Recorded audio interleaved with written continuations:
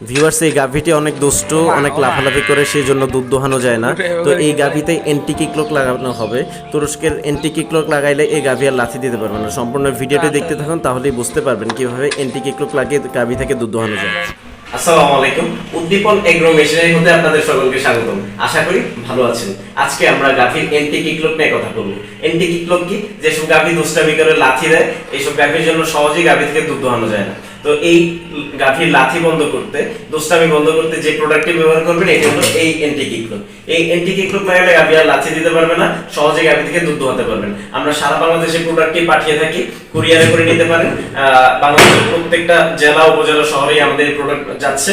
এছাড়া আমাদের অফিস থেকে সরাসরি নিতে পারেন। আমাদের অফিস হলো ঢাকায়, ডেসক্রিপশন বক্সে অফিসের ঠিকানা দেওয়া রয়েছে।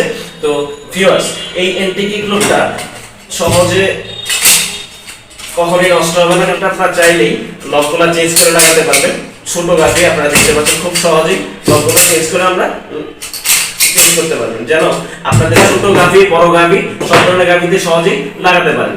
ভিউয়ার্স, এই দুষ্টু গাভীতে কিভাবে এন্টি কিকলক লাগানো হচ্ছে এটার ভিডিও এখন দেখতে থাকুন, ভিডিও শেষ হচ্ছে দেখবেন। এছাড়া দুষ্টু গাভী লাথি আসলে কি বন্ধ হচ্ছে কিনা সেটিও দেখতে থাকুন এই ভিডিওতে। ভিউয়ার্স, আমাদের চ্যানেলটি সাবস্ক্রাইব করে ফেলুন, পাশে থাকা বেল আইকন প্রেস করুন, যেন উদ্দীপন এগ্রো মেশিনারি যে চ্যানেলটি রয়েছে সহজেই যেন আপনারা আপডেট পেতে পারেন। ভালো থাকুন, সুস্থ থাকুন। আসসালামু আলাইকুম। সম্পূর্ণ ভিডিওটি দেখতে থাকুন।